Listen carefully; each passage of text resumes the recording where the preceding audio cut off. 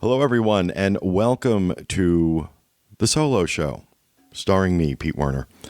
And I know these are kind of coming up randomly, and that's because I really haven't wrapped my head around what I want to do with this. I know I want to keep doing them, but I don't know exactly what I want to do with them yet. So every so often, I'm just going to sit in the studio, and I'm going to sit down and do one and see how it goes.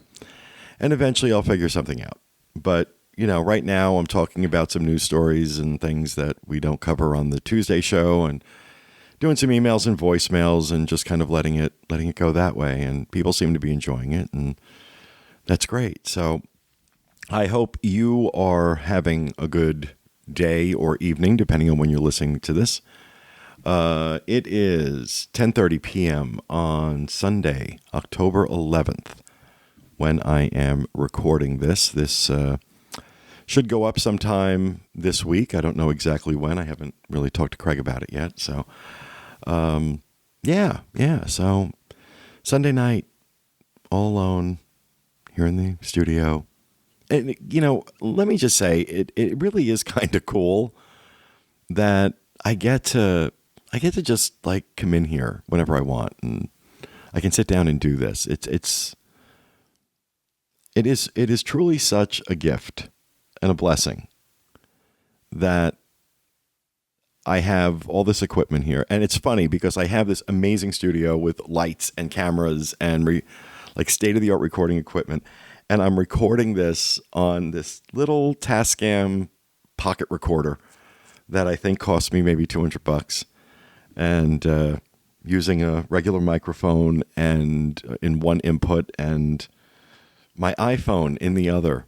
And I kind of like doing it like this because eventually, hopefully, from wherever I am, I can just have this little portable studio with me. The audio quality is great on this thing.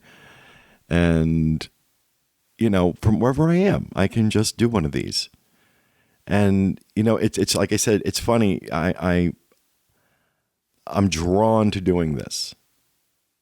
I'm drawn to doing these solo shows. There's something about it that, I don't know, it feels good. It feels right. It feels like it's what I should be doing. And I'm not entirely sure why. But I have learned over the course of 18 years that I have been working with the site, and almost a little over 9 years now with the show, that when I get that feeling, that intuition, you really need to do this, and I don't know why, I've got to follow it. And that has paid off for me. It was the intuition I had when I came up with the idea for Dreams Unlimited Travel. I don't know if I've ever told this story on the show or not, and I hope this isn't too much information for people. It probably is. But the whole concept for Dreams Unlimited came while I was in the bathroom. It was early 1999, and I used to take a pad and paper into the bathroom with me, and I would just jot down ideas for things I wanted to do with the site. I wish I had saved the paper, because I outlined the bullet points of what I thought Dreams Unlimited should be. And I then, in those days, I had, in the house that John and I shared, there was an office in the center of the house.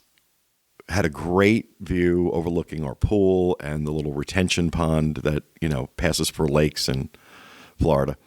And so I had this great view to look out over. And John always had his office in the bedroom. He had a desk and his computer set up in the bedroom.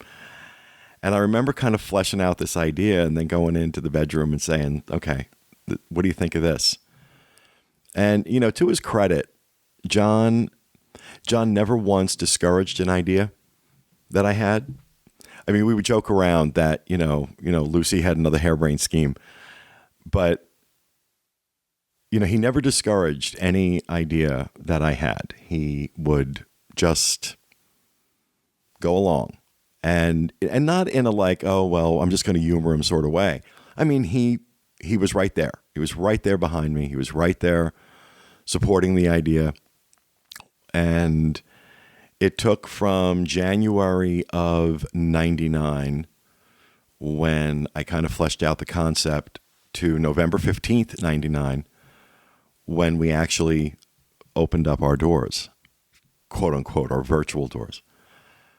And, the entire time there were people in my life, not John, but other people in my life that weren't trying to be discouraging, but were saying, okay, well, what do you know about a travel agency? What do you know about being a travel agent? And I said, nothing, but I know about traveling to Disney World. And I thought, there were all these people, well, what I thought were all these people in those days coming to the site. And I would, I'm saying they're all planning trips to Disney, and they all have the same complaints and the same concerns and the same questions. So why not just try and build a service around that? And I had no experience. I want everybody to know I'm a high school dropout. I dropped out of high school in the 11th grade. I got my equivalency diploma about a year later. Never went to college. Everything I've learned to do, I've taught myself. And that includes podcasting and web design and development and creating a travel agency. So I had no education to go on. I had no reason to think I could do this. But there was this intuition, this something that told me, you got to do this. You got to do this. Same thing with moving to Florida. It was the same thing. That John got the job down here, and I wasn't sure if I wanted to move. I had a good job going with UPS. I was on the fast track with my career there, and that's a really good place. It's a really good company, especially in those days. This was before they went public. It was a really good place to build a career. So giving that up and taking a chance, moving to Florida, who but something told me it was the right thing to do, and I didn't know why. And I don't know why I'm mentioning this other than I think a lot of us probably don't follow our intuition. We don't, our head kicks in and we tell ourselves, oh, that's crazy. Or, we listen to the voices of dissent, both our own and those of people who love us and are well-meaning and want what's best for us. But I'll tell you, every wonderful thing that has happened to me in my life has happened when I have had that spark of intuition, something I just knew but didn't know why, and I followed it. And I don't want to say that me doing a solo show is going to be in the realm of, or on the level of starting a company like Dreams or starting this podcast. But I don't know. That's the thing about intuition and following it. You don't know. You take a chance. When I started the podcast, Bob had been on me for ages about doing something. And I said, you know what? When there's an original idea, when I have an original idea, I'll do it. And, I've talked often about the process by which we eventually got to our format, the roundtable format, which is I had hired 2 radio professionals, scripted out a show, had them record it, and they were the best. I mean, Nancy Quill and Gordon Adams were just, incredible professionals and so wonderful to work with. And I felt bad. I felt bad that the format was such a failure. It wasn't a failure because they weren't any good. It was a failure because I didn't know what I was doing. I wanted it to be different. I didn't want it to be what everybody else was doing. And so I went the route of polish and professionals and throwing money at it.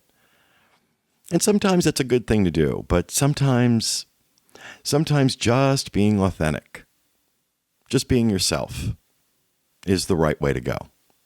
And I'll tell you, it's a risk. It's a risk to put yourself out there and not be doing shtick and not be shoveling a lot of pixie dust and BS, and just be yourself and put yourself out there. And then, look, I don't care who you are. I don't care how well adjusted you are. Everybody's sensitive to criticism. And, this stuff's on the internet. And it's like the internet is where emotionally unstable people go to live. So, but you take that risk. And then what happens, We went for 2 months, I think it was, with the original format with Nancy and Gordon. And they went on vacation. And I decided to, try another format. And people really responded to it. And I had the unpleasant task of having to tell Nancy and Gordon we weren't going to continue with them. And of course they were wonderful about it, and they're just great people. And I think Nancy's still on the air in Boston, but yeah, she was I believe she was drive time morning on a radio station, a major radio station in Boston. So like I said, these weren't like just people that were picked off the street. These were real hard, true radio professionals, and that's not what people wanted, Not in this form, not for this. They wanted authentic. But I always remember saying, and I still stand by it, whatever is next for my company is going to come through this show. And so much wonderful has come out of it. And again, it's about following that intuition and saying, you know what? There's something here. I just don't know what it is. So let's go for it. Take a risk. One of the expressions I love to use is throw pasta against the wall, see what sticks. One way to tell if pasta's done. You throw it against the wall. If it sticks, it's done. That's my soliloquy on following intuition. So one of the things I have tasked our newest team member / intern, Steve Porter, to do is to come up with some ideas of things I can talk about on the Solar Show. Mainly because I'm lazy. But also because I want to give him some stuff to do, get him more involved in what we do here. He's a really cool kid, and I love that we have his nickname set as Junior. But one of the things one of the stories he picked out was that Disney's stock price took a little tumble earlier in September. Because on an earnings call, Bob Iger, as it was reported, uttered something that Wall Street had hoped it would not hear. That the cord-cutting phenomenon is real, and Disney may start feeling the effects. So let's talk about cord-cutting. And for those who don't know what I'm talking about, this is what is starting to happen now that more content, more entertainment content is available online, like Netflix, Hulu, Amazon Prime, even CBS, All Access. A lot of media companies are now making their content available a la carte. And with the price of cable subscriptions going ever higher all the time, people more and more are starting to cut the cord, the cable cord, and just pay for the stuff that they want to consume.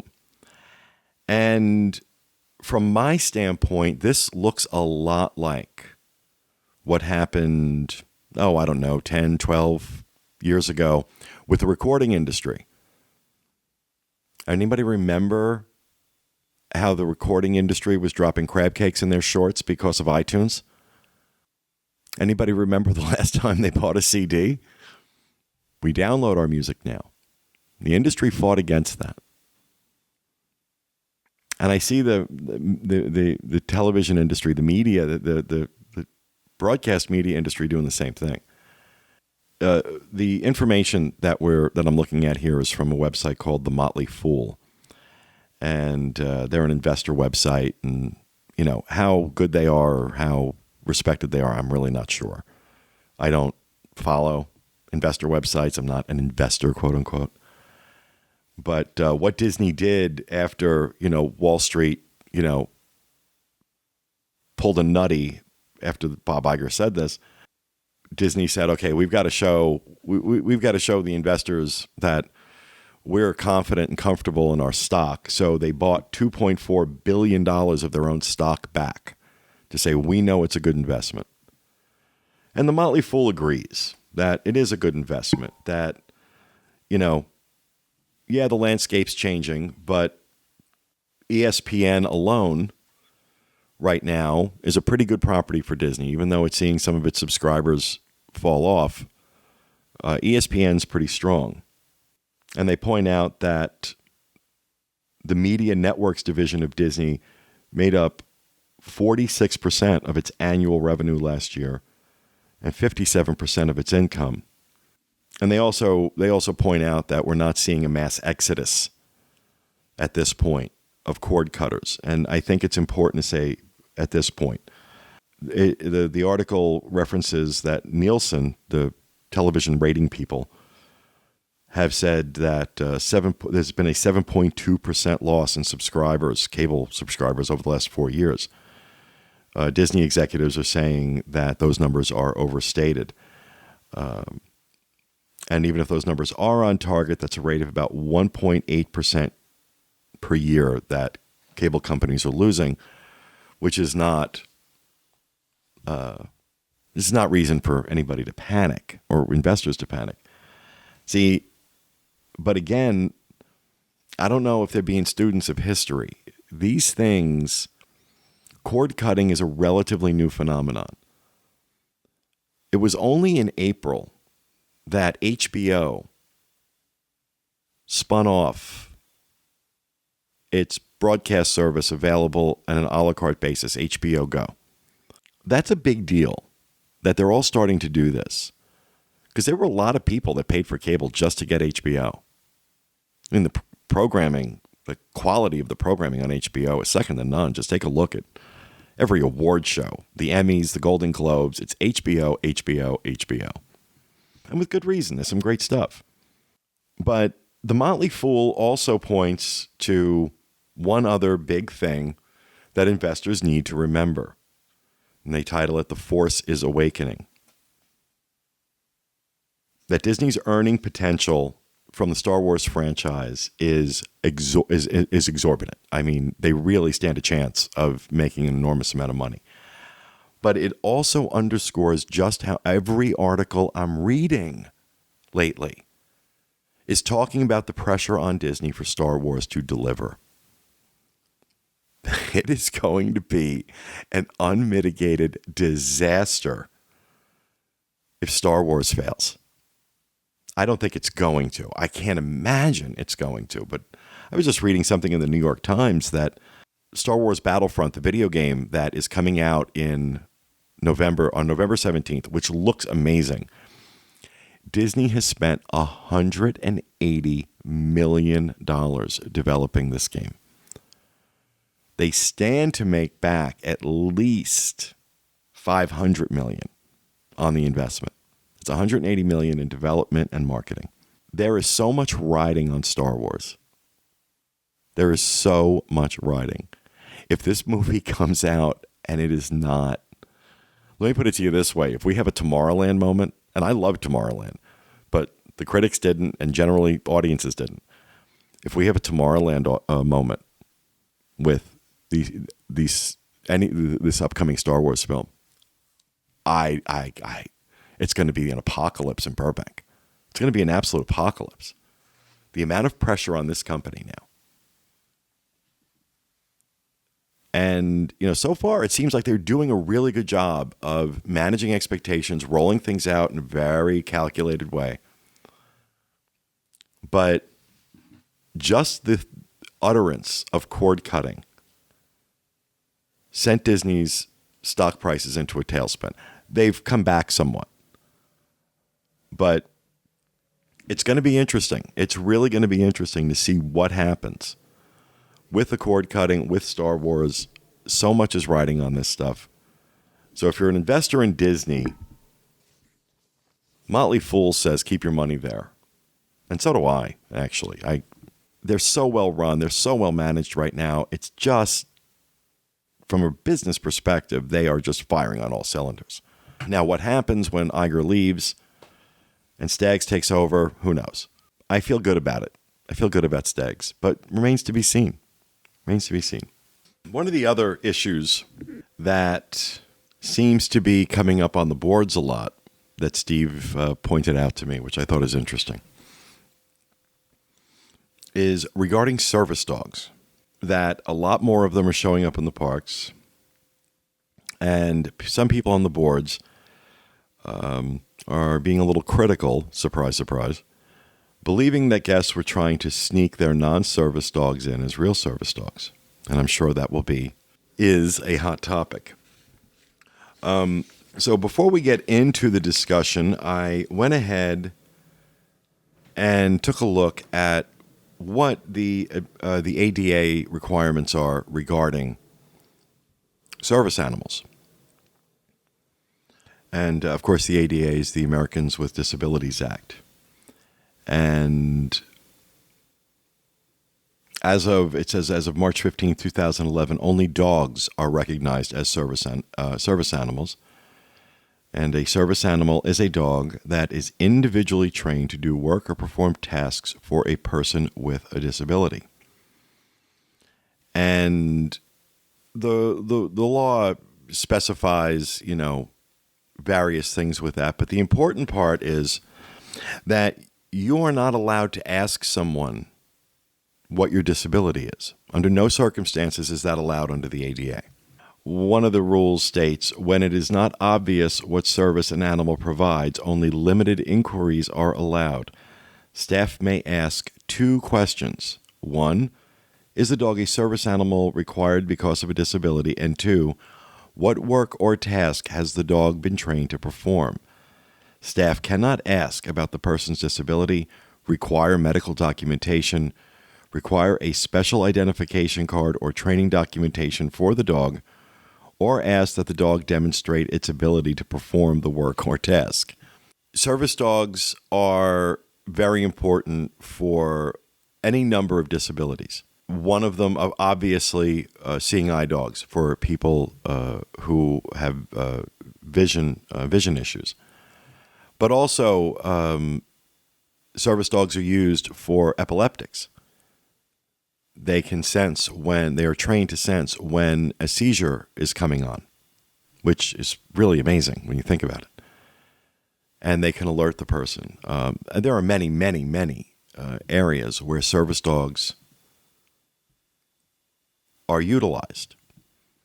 Is it possible people, are bringing non-service dogs into the parks because, well, for whatever reason? Sure it is. The things I've seen pass as service dogs, Chihuahuas are adorable. They're not service animals. And the number of times I've seen that on planes, this obviously rich woman carrying a poodle that has a coat on that says service animal. And because people, because the airlines are not allowed to ask, for proof that this is a service animal or proof that there's a disability, they're very limited. They can only ask these 2 questions. And if the person has an answer for those questions, they've got to allow it. I think that may need to be tightened up, personally. I think maybe there should be some kind of certification for service animals, because I think it is starting to get abused. And now we're going into the realm of comfort animals.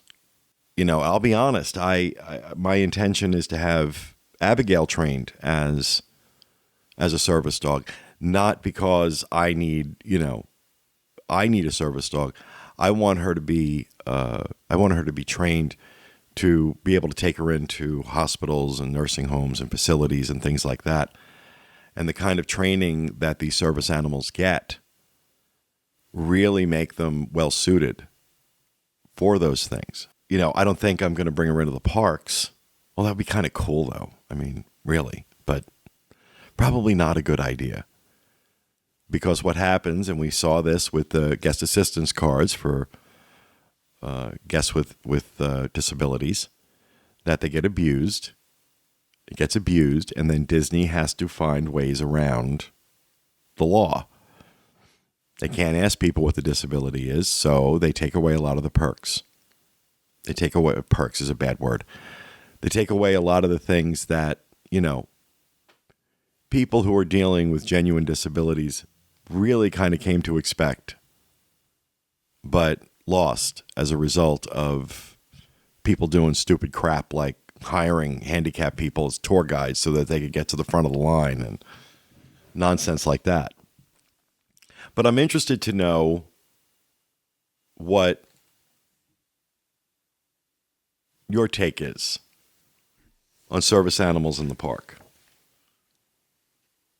Again, it also kind of comes back to another issue, a similar issue of people in ECVs and the argument of, oh, they're not really handicapped, they're just lazy. Because not all handicaps are obvious. If you're a soldier returning from active duty and you need a service animal because you're suffering from post-traumatic stress disorder, you're not going to see that as just a casual observer. You're not going to see that person's dealing with PTSD. If you're an epileptic and you have a service dog to help spot seizures, well, you're not going to see that passing somebody in a park.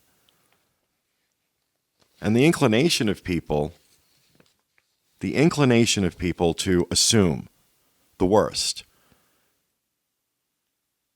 when they see someone that otherwise looks healthy in an ECV or otherwise looks healthy and fine with the service dog, oh, they just wanted to bring their dog with them to Disney World. Okay. Well, maybe there are some people out there like that, but I think the vast majority of people aren't. Do you bring your dog to Disney World? Do you and try and pass it off as a service animal? Well, I don't think a lot of people do. I'm sure there are some. But is it a big enough issue to get upset about? I don't know. Maybe it's a bigger problem than I realize. I don't know. But I don't really see an awful lot of it when I'm in the parks. But then again, I'm not looking for it either. So I don't know. But I'd like to hear what you have to say. Podcast at wdwinfo.com. Tell us what you think. Or go to disunplugged.com, fill out the contact form, leave me a voicemail. Or fill out the form there, which sends an email to the team. And maybe I'll revisit this on another solo show. The other issue that has people talking, that rumors were swirling around about last month, about chanting in the parks. If you've ever been in the parks at the same time as a Brazilian tour group or virtually any tour group, like cheerleaders, things like that, you know what kind of chanting we're talking about. They're in line waiting for Splash Mountain, and they're passing the time by chanting, I don't know, whatever they chant, incantations or whatever. There's been some conflicting information floating around that Disney has banned chanting in their parks. One website was claiming that, another website was saying, no, they're not banning it. They're just they're asking cast members to actively discourage it, which, I don't know. I can kind of see both sides, but these cast members don't have enough crap to deal with that now they have to go confront, 50 cheerleaders and say, stop doing that. I get that it's annoying because it annoys the hell out of me. I'm like, you want to do a group slap when this chant, it's like, gosh, shut up. I can't hear myself think here. I'm trying to talk to the person next to me. I got 50 people screaming God knows what behind me. So I get that. But at the same time, I'm looking at these groups. they're usually young kids that are in Disney World having a good time. And they're not being destructive. It's not like they're rampaging. It's not like we're talking about cutting to the front of the line or being abusive to other guests or anything. They're just having fun. So I can't imagine Disney actually banning this practice any more than I could imagine them banning smoking in the parks. Because say goodbye to Europe if they ban smoking in the parks. Europe just won't come anymore. For that matter, neither will South America. And probably most of Alabama. Kidding. I'm kidding. I'm joking around. I'm a smoker. I don't know what I'd do if they did that. I really don't. I don't know what I'd do. I don't know. I think it would probably get me to quit smoking. And before you start sending me, oh, you got to quit smoking. I know. You know what? I've kicked everything else. And not for nothing. I've lost, what am I up to? 45 pounds since May. So, you know what? I'm taking care of business. I'm doing it my own time. But yeah, 45 pounds, people. Is that right? Yeah, it is. 46, I'm sorry. Got on the scale this morning. I was 188. And God bless my mother. God bless the woman. But she drives me crazy. Everybody else is like, wow, you look great. You look fantastic. Wow, I can't get over how good you look. Oh, it took 10 years off you. Which is great. Who doesn't love hearing that? And then I've got my mother. Oh, you're too thin. Of course, at 240 pounds, you're too fat. And it's like, I can't win. I can't win. Woman, I lost 46 pounds. I'm a diabetic, for crying out loud. I have a back condition. This is great. This is exactly what I need to do. 188 pounds is not emaciated. For my height, my age, and my body type, I'm supposed to be 185. That is my ideal weight. I am 188 pounds this morning. I got on the scale. I had to do it twice. You ever have that? Where you're in a period in your life where you're losing weight, and you get on the scale and you see a number you don't believe. So you move the scale to a different part of the room because maybe it was the floor. Even though it's the same place and same floor you've been weighing yourself on for, however long. And that's exactly what I did. Because it's in my bathroom. The scale's in my bathroom. And so I'm like, oh, no. So I drag it into the bedroom and I put it down. And I'm like, no, oh, my God. And then I got off of it, turned it off, turned it back on, got on it again. So I was really excited about that. And of course, yeah, Mary Sunshine down the street, you're too thin. But God, yeah, she's my mother. She's supposed to worry about me. So, and I love her and, but yeah. Next time you see her, I want you to call her that, little Mary Sunshine. She'll love that. She watches the Tuesday show. She does not listen to these shows. So I'll talk about her here. Just you and I. I'll tell you all the stuff about her. And then when you see her, and if you're coming to Dizzapalooza in December, say, oh, hi, little Mary Sunshine. I love messing with her. So back to chanting. Yeah, I don't know. Tell me what you think. Podcast at wdwinfo.com. All right. Let's take a few emails. Maybe a few voicemails. I'll start with an email. Coming to us from Jorge in Naples. Hello. First, I want to say that I really love your shows and I look forward to seeing them every week. The reason for the email is that last week, October 2nd, 2015, you guys did the new audio-only show History of Walt Disney World. And I have a friend who is deaf from both ears and can't enjoy the show with the rest of us because with the video shows, she puts on the captions so she can read what you guys are saying. Do you guys know if you would ever do a video show of this? Thanks. Love you guys. Keep up the good work.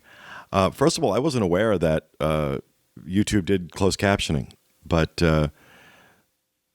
because of this email, I've asked Craig to go ahead and do what we do with these solo shows, which is We put the audio files up on YouTube as well, just as regular audio files. But so people on YouTube can listen instead of watch. So Jorge, yes, we are. I've asked Craig to go ahead and start putting up the Connecting with Walt series on our YouTube channel, which is youtube.com/WDWinfo. So you will find them there probably by the time this show goes live. So thanks for sending that in.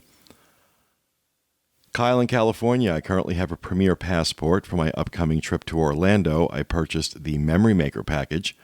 With regards to the recent ticketing change, free photo pass with your annual pass, should I cancel my Memory Maker package, or does my existing passport not include that? If you have an existing annual pass, not one of the new ones, then no, it does not include that.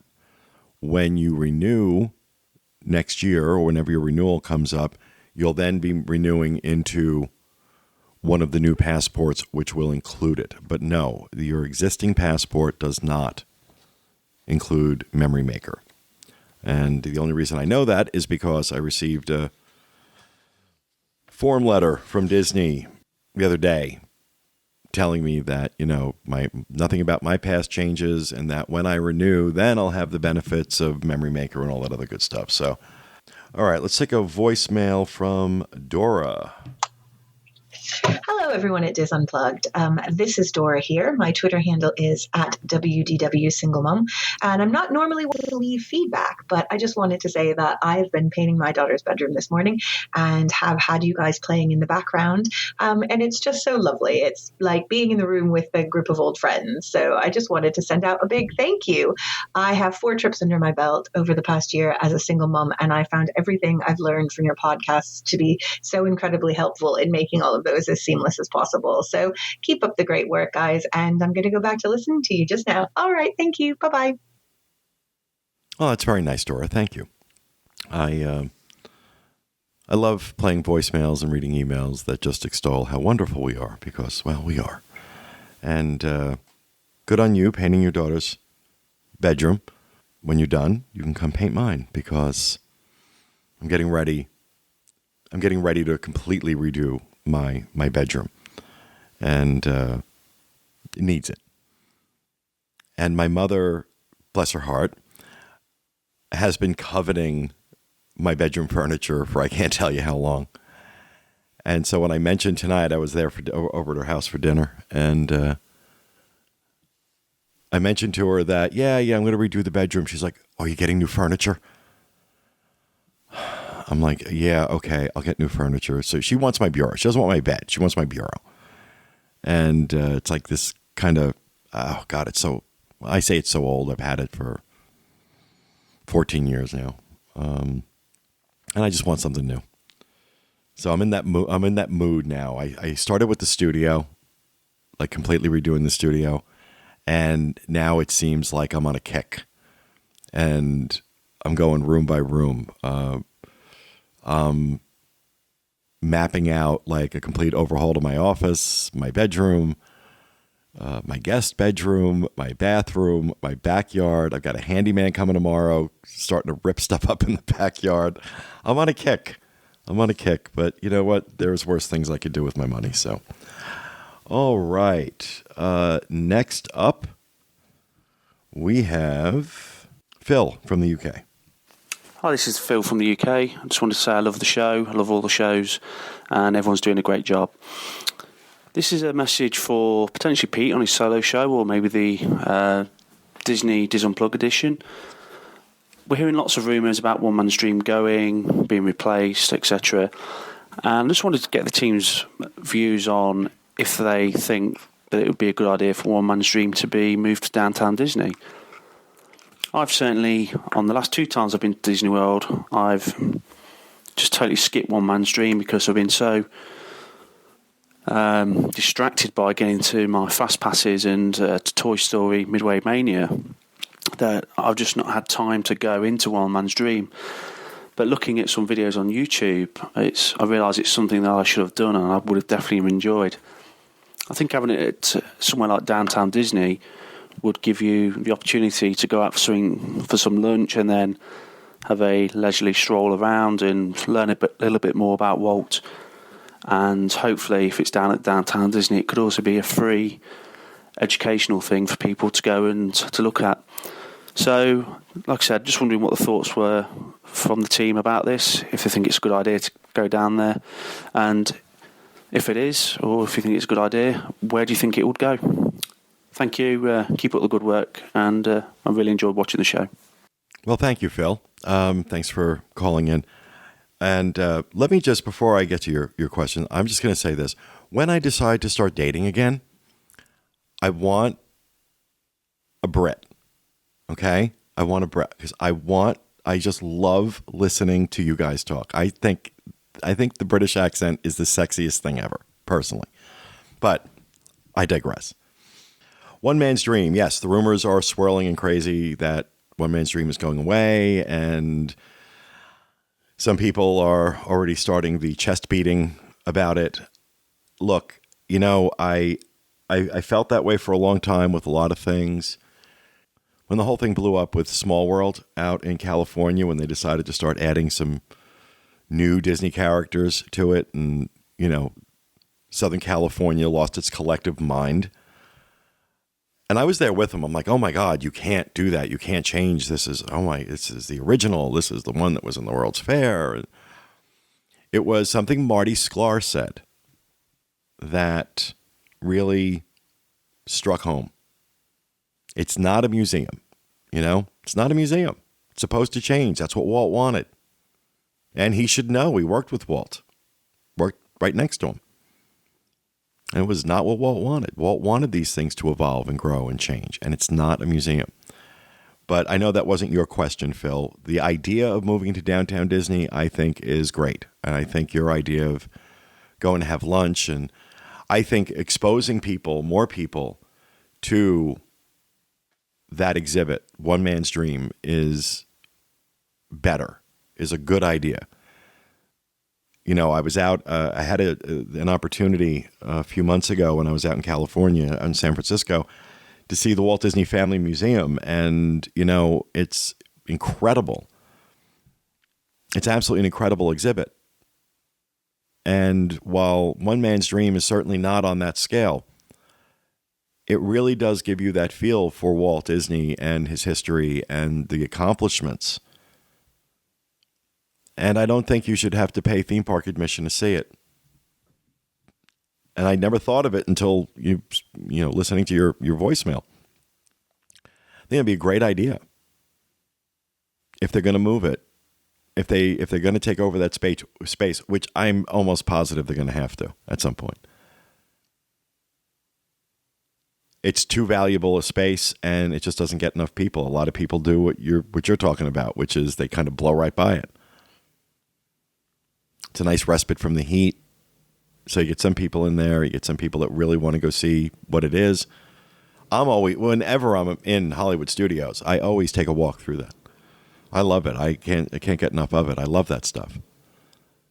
But I think moving it to Downtown Disney isn't a bad idea. All right, let's take another email. This one is from Eric in Indiana, ARIC. Just a note, after the show, enjoyed greatly on the annual pass and possible ticket changes.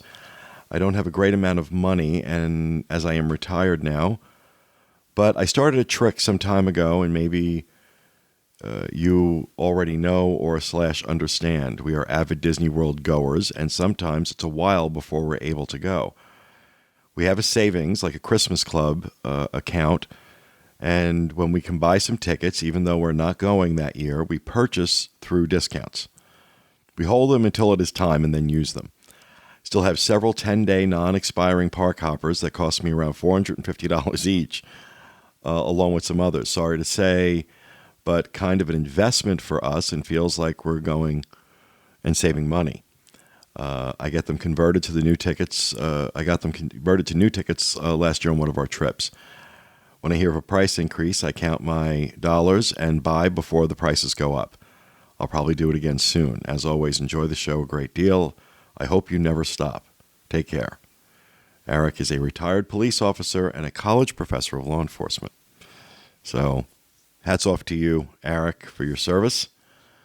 And great idea. I mean, I know I've heard other people say the same thing, that they hedge inflation by buying tickets in advance, and they don't start, the clock doesn't start ticking on the tickets until you use them. So not a terrible idea. I also like the idea of a savings account, like a Christmas club, putting a little money in each week to help offset some of the costs of a vacation. Camille from Louisiana. Hello all, Punch 57 on the boards here. Question: if you are a DVC member and buy a gold annual pass and decide to go during the blackout days, can you upgrade to the premium annual pass for the price difference? They will always let you upgrade.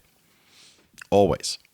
But you're going to pay full price. So if you're getting the DVC pass on with a discount, it's not going to matter. The price, the prorated price, if you've used the pass, or depending on how much time the pass has left on it, that can be prorated. That'll be prorated and applied to the purchase of a new pass. But yes, you can upgrade your pass and pay the money.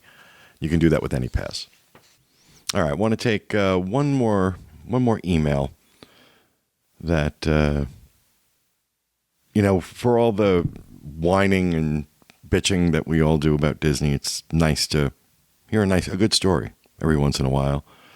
This one comes from Hope in Indiana. It says, Dear Diz Unpluggers, that's the first time I think we've been called Diz Unpluggers. I just wanted to take a moment and share an incredible story about our recent stay in Disney World's Port Orleans French Quarter Resort. Myself, along with my husband, 1-year-old daughter, mother, and father, traveled down from Indiana to spend an incredible week making magical memories as a family. We arrived on Saturday afternoon, and Sunday, as we were getting ready for our first day in the park, my mom became ill and needed medical attention. Since we had flown down and were taking advantage of the shuttles and buses provided by Disney, we had no way to get her to the hospital. So I called the front desk. They connected me to 911, where I was able to explain the situation. I stepped out of my parents' room to get my purse to accompany my mom to the hospital, and when I arrived, no more than 5 minutes later, the hotel manager was in the room checking on my mom with a security officer. The manager, Michael, informed us that Disney-owned paramedics, I didn't know that Disney owned any paramedics, would be transporting her to one of the best hospitals in the area, Celebration Hospital. Paramedics arrived shortly and transported my mom to the hospital, taking my dad with them. The manager arranged for us to take a taxi to take me to the hospital to meet my parents and gave me a voucher for my return trip. Granted, my taxi arrived at the hospital before the ambulance, but my mom received first-rate care at Celebration Hospital. However, due to the nature of my mom's condition, she had to be transported to another hospital in downtown Orlando, Florida Hospital, Orlando, for emergency surgery. Before she was transported, her original paramedic stopped by to check in on her condition. Once Mom was treated at Celebration and transported to downtown Orlando, I returned to the resort to pack a few items for my father, such as a cell phone charger to keep us informed, his medication, and a change of clothes.